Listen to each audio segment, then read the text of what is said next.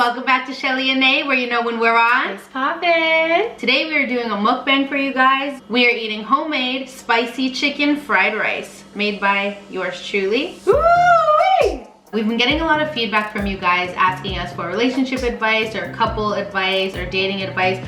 So we just put it out there on our Instagram and said ask us whatever you guys want to know. And this I think is the most responsive we've ever gotten. Yeah, this is like, you guys went ham for us. We might even have to do a part 2 because there's a lot of questions. Yeah, there's a lot of questions, and I was super surprised, especially because Chelley and I are not experts by any means. Thank you guys for thinking that we're equipped enough to answer all of these amazing questions that you guys have asked us. So we'll do the best we can. And wanting our opinion specifically. Yeah, like that's pretty cool of you guys, so thank you for that. So let's dive into this food, babe, because we are starving and we're not trying to let it get cold. All right, let's do this.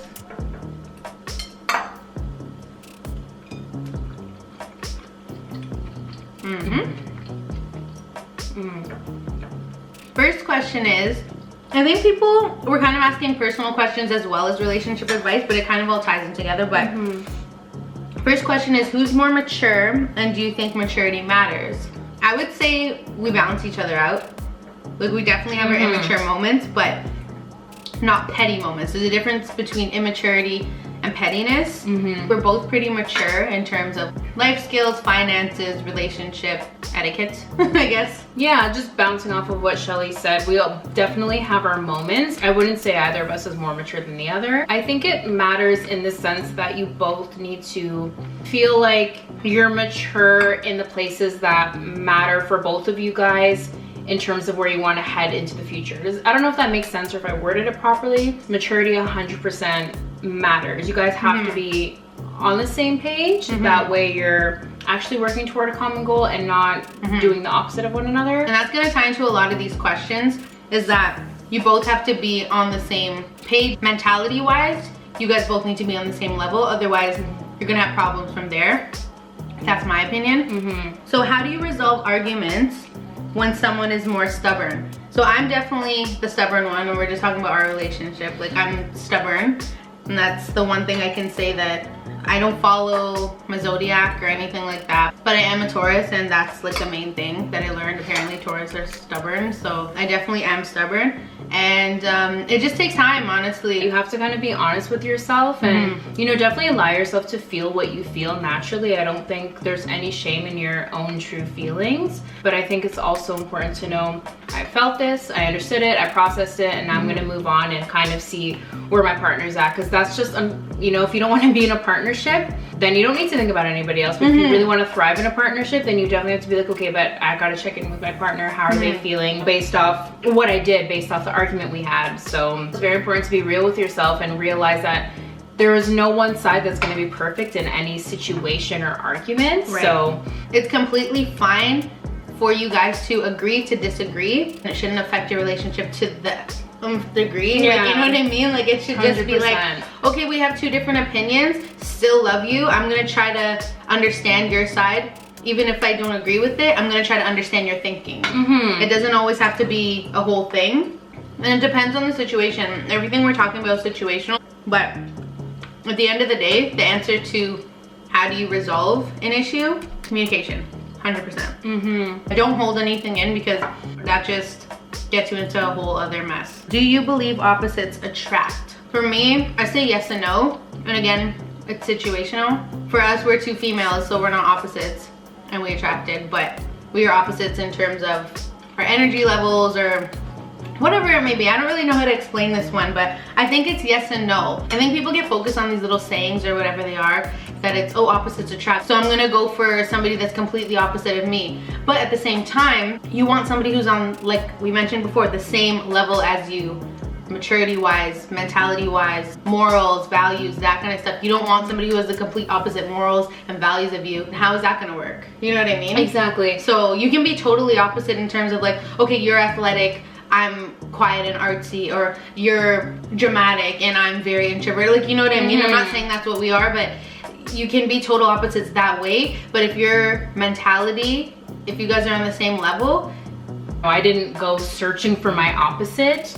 I do believe opposites could attract, and I didn't go necessarily searching for my opposite. To be honest, I'm just a very neutral person. I just kind of do my thing, and I just encourage a lot of people to do their thing. If you get attracted to the complete opposite of what you thought you wanted, I think you should just go with whatever feels natural. Yeah, and I feel like that's exactly what happened with us. Before we knew each other existed, we wouldn't have pictured each other together. Obviously, we love each other and we're gonna be together forever, but we wouldn't have pictured the other as our lifetime partner.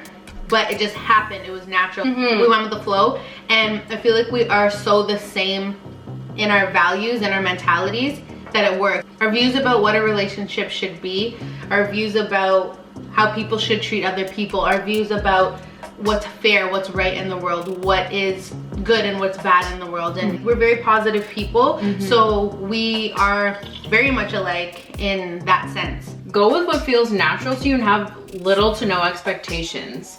Yeah, nothing should be forced. That way you're not thinking, oh, is this my opposite and am I attracted to them, or I should be attracted to opposites, or just don't have expectations. What you end up wanting might not be what you actually end up with. It might not be good for you. So who knows? Like what you fantasize in, right? Do you think you've fully known each other by living together, or does that not matter? That is such a great question. Yeah, also. I really like that question. I don't think you can really ever stop learning about your partner. I would say I felt very comfortable with Chelley and felt like I had a good grasp on the person she was, but I do believe just in general, living with a person, you get to see who they truly are on their own.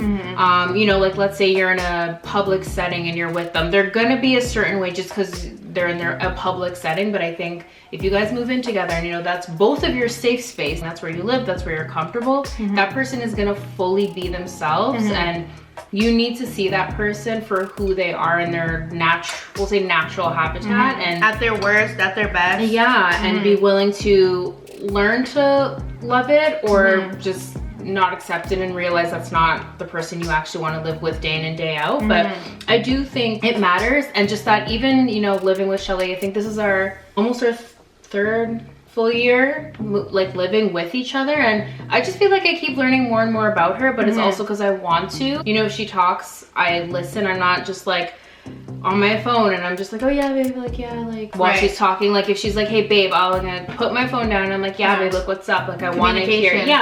It's just about consistently being open, because I feel like you'll never stop learning about that person. Agreed. And my recommendation is, if you are in a long-term relationship with somebody and you guys are thinking about a future in marriage, or even if you're not thinking about marriage but you're thinking of being together forever, I would suggest to live with that person first. That's just my suggestion. I know a lot of people have their religious beliefs play a part, their own values and morals play a part. However, you do, like Nay said, learn a lot every day. Like again, this is our third year living together, and there's just certain things that come up. Also, you learn about people's habits. Like, do you guys go well together in terms of, can you handle their cleanliness, their hygiene? You get to see all that stuff. You get to see if they have any weird habits. Those things are very big. Don't ignore those things, I'm telling you, because it will come up later. And I'm not saying if you hate the way somebody chews, or if you hate the way somebody bites their nails, or like certain things like that, those things will come up in the future. So I'm not saying that those little things are like a deal breaker or anything like that, but maybe it'll be something where those little things will pile up and you're just like, I don't know if I can live with that for the rest of my life. And then those little things will also show you other things about that person, like, oh, I don't really like their attitude towards this, or the way they move towards this, those type of things.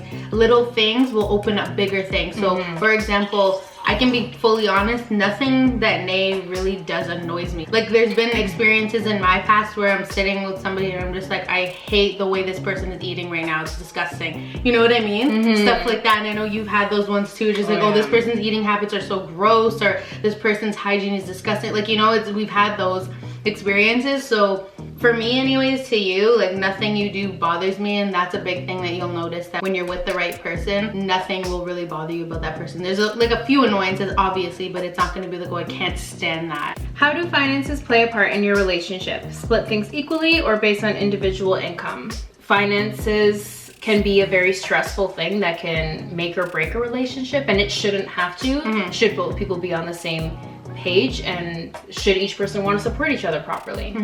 I definitely feel like things should be split equally in terms of if you're paying rent, if you're living together, or paying a mortgage. Obviously, to me, that should be split equally. Again, it is all situational, right? So if you're with somebody who their job is gonna be a homemaker, that's totally different, right? That person is gonna put in certain work and certain effort that will equal their share in the relationship. But that's up to you guys. It doesn't matter how much you love a person. If they're gonna mess with your finances and your credit, that person is not for you, and that's just because they're not helping you grow, right? And I'm not saying that if somebody doesn't have money, they're not for you. It's if they're bringing you down. They're gonna mooch off of you. That's not okay, right? You can't be living with somebody who's not contributing anything at all. So in terms of being equal, I believe, yes, it should be equal, but again, everything's situational. But if you're like us, we split everything equally. There's no, oh, this person does more than me, this person doesn't. It's not about that. In terms of just little things like paying for dinners or gifts and stuff like that, don't even compare that stuff, because then you'll get into trouble with that. So-and-so got me this much for my birthday, or so-and-so got me this big gift for Christmas. I have to match up to that. Don't do that. Maybe that month Nay got a bonus, so she got me something a little bit bigger. If I try to compete with that and try to, you know, tit for tat, just stay where she is, but I didn't get that bonus, that's just irresponsible of me, and she wouldn't want that for me. We wouldn't want that for each other. If there's a month where somebody made a little bit less money, we're gonna support each other in that. Like, obviously our main focus is our bills, and then treating each other comes second. So those type of things, don't worry about that. It's more so the effort and the responsibility factor. You have to see where that person's priorities are. And again, if you're uncomfortable in any way, shape, or form going into splitting anything financially with this person, do not do it. That would just be my advice. If there's any sort of hesitation, just stay away from it. It's not mandatory that you guys share things, have a shared account, you move in together. It's not mandatory. When you reach that point financially where you both are comfortable doing that, sure. But if you have that bit of hesitation, just don't do it. Just stay away from it. It'll save you a lot of trouble. Right, so we got, how selfless do you think you should be to make things work? Does pride get in the way? You can't have pride in a relationship. I'm sorry. I have to say that. You can't have it. It's natural. It will come out. You'll be prideful to like apologize, or you'll have too much pride to say you were wrong or this and that. But eventually you need to come out of that and be like, that was messed up what I did, and this is how I feel about how I was treated. I just don't think that having pride in any type of relationship is healthy. You know, there's nothing wrong with being selfless. Just kind of piggybacking off of what Chelley said, nothing wrong with being selfless. Comes back to both of you being really open and fair with each other. Like, if one person in the relationship completely lowers their wall, you know, drops their pride, and then the other person kind of uses that to their advantage, I also don't think that's right. I think it can take a lot for one person to show that type of courage and rawness and honesty to really be like, hey, like, all these walls that are around me, like, I'm breaking them down, and I'm gonna be completely open and honest with you. And I don't think it's right for the other person to use that and either against them, or I don't know. I just think it just comes with being fair. Like, if you want the relationship to work and thrive, you both have to be willing to be open with each other. You can't be like, oh no, I'm too tough and I don't want to show this emotion and I don't want to say this because it makes me look a certain way. Like, there's no point. You may as well just not be in a relationship if you don't want to actually have those open, you know, conversations and express your feelings, which, like, who cares? If you have feelings, good for you. And if you don't, I don't know, nothing's wrong with you, but you probably shouldn't be in a relationship then. Again, not an expert, but I just feel like, no, if you can't care about someone else, then you're just maybe not meant to be in a relationship at that moment. Or No, I agree. And it's also, again, it's that factor of that person's holding you back and depriving you, right? So you have to see what works for you. Not everybody's gonna be the same. Everybody works things out differently. But being selfless, it shouldn't be something that you think about. I'll say that. If you're gonna be selfless, it's not something you think about. How selfless do you have to be? That's up to you. But you should just be naturally selfless. But I do think that you need to put yourself first. And I always say that today, like, if we have moments that we put ourselves down, we need to fix that first. We need to go to the mirror and say something positive to ourselves. I'll literally tell her, I'll be like, say this about yourself right now and you need to mean it. Or what do you like about yourself? Or she'll do the same thing for me. We need to love ourselves before we can love someone else, and that is the biggest thing that you need to learn. Because if you go into a relationship of any kind, you have all these negative ideas about yourself, it's probably not gonna work, and it might work in the beginning, but it'll come up eventually. So you definitely need to be self-aware, I'll say that. But in terms of being selfless, it'll just come naturally. Like, I wouldn't say that you have to give up everything in your life for that person, but it should just work both ways. Like, nobody should be giving up something for the other. And if you feel like you're giving something up for the other, then that's probably a situation that you need to reevaluate. You know what I mean? Yeah, and I think the other person should not want you to give up certain things that make you happy. Again, being selfless is a beautiful thing. That means you're always willing to go above and beyond and do things for, in this case, it would be your partner. Nothing wrong with that. Nothing wrong with that at all. Just ensure that you're also not exhausting yourself emotionally, mentally, physically, financially, and then that person's also not doing anything for you. You know, I think everyone has to be willing to bring their piece to the table, and you can't cruise by in a relationship hoping someone's going to do everything for you. And don't be in that relationship thinking, oh my god, like, what do I have to do for this person today? Like, what are they going to need from me? I'm super tired already. I don't want to be able to do A, B, C, D, E, F, G. Like, your relationship should not feel exhausting and draining.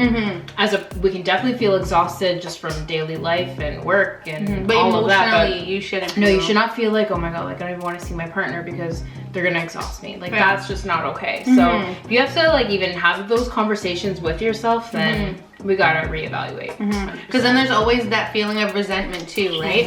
Like, how selfless are you gonna be? Is it gonna be that you're gonna be so selfless that you end up resenting that person or resenting yourself, and then that causes a whole other bag of issues? How do you manage spending time with family? I think for us, again, it's equal. How supportive your partner is of you spending time with your family, if they're encouraging you to go see your family and that they also want to come with you, I think that's a beautiful thing.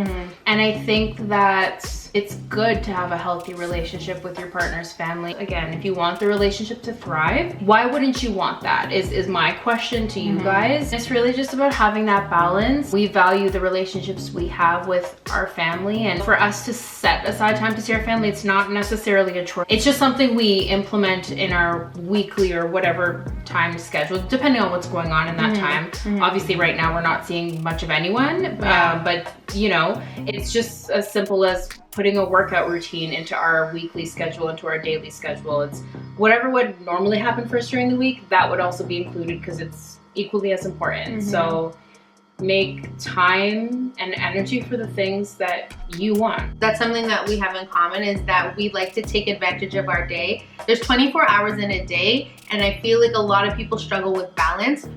But just giving yourself that structure and schedule and routine, it really helps. Like, we're up super early in the morning because we want to take advantage of our day. And it's not that we go to bed super late at night, but being up earlier gives us a chance to do more. It is possible to be in a relationship, have a social life, work, see your family. It's possible. You just have to map it out correctly. It doesn't mean that you have to see these people every day or talk to these people every day, but make the time. Like I just said, 24 hours in a day.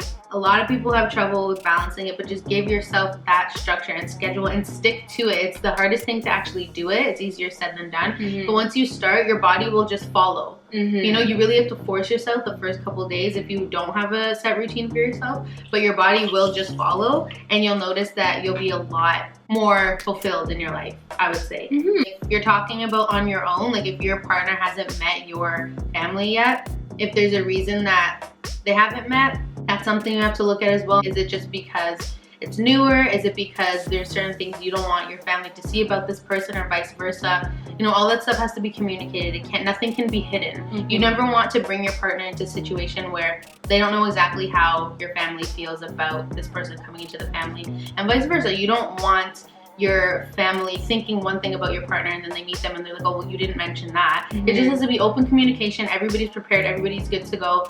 Again, everyone's gonna have their own opinion once they do meet finally, but you want to give everybody as much of a heads up as possible. For sure. So next question, how did you guys know that you met your life partner / was there a specific moment you realized? I think it was just natural. There's just a feeling, and anybody who's actually fallen in love and believes that they've met their life partner, they will know. And it's so hard to explain, and I always try to tell people, because we've been asked this question several times, like how did you guys know, especially because the two of us we weren't each other's ideal. Yeah, you know, but better than anything we could have came up with. You know what I mean? But it's just that you will just feel it. It's just an instant connection, and it's like, whoa, what is that? Like, you just feel thrown off. It's like weird, and you don't think about it. It's like, I just want to talk to this person all the time, be with this person all the time, and I don't know what it is, but there's just like you feel it in your guts almost. Yeah, like it's crazy. Also, the camera's dying, so this is gonna be our last question, but we're gonna do a part 2. So and also keep in mind, with that being said, not to confuse it with craving attention from someone who's giving you attention, or craving attention from someone who might actually not be giving you attention. It's connection. It's connection. It's not attention. When you literally feel like your breath is the same as that person, it's a really hard thing to explain. So I'm just gonna say, and like Chelley said, you will know when you know. Like, you will literally be like, that's exactly what it is. And I can't believe, like, I even thought that these people in my past were, you know, anything at all. So just keep that in mind. You're gonna feel it, and don't let it be confused with seeking something from someone else. Let it be the connection. You literally don't let it be somebody feeling a void or giving you something that you wish this person was doing. Like, nothing like that. It's a feeling, a literal feeling, and you can't explain it. It just happens, and like, it's so deep for us. That's why it's hard to explain, because not everybody will feel it the same. So don't go off of like, oh, there's gonna be this magical like no, it's not like that. It's just a feeling. There's a connection, and you're like, whoa, like, you will literally be mind blown, and it'll just fall into place. Exactly. But yeah, like we said, guys, the camera's dying. We are gonna go into more detail and answer more questions for you guys in a part 2. So thank you for joining us. Thank you for all the questions, you guys. You guys are seriously the best ever. This was like such a great response from all of you guys. We love you so much. Thank you for joining us. Thank you for watching us eat. Yes. And we love y'all so to the much. Like, comment, subscribe, hit the bell if you're nasty, and don't forget to tell your besties. Hey! Love y'all. Love you guys. Later, Kat.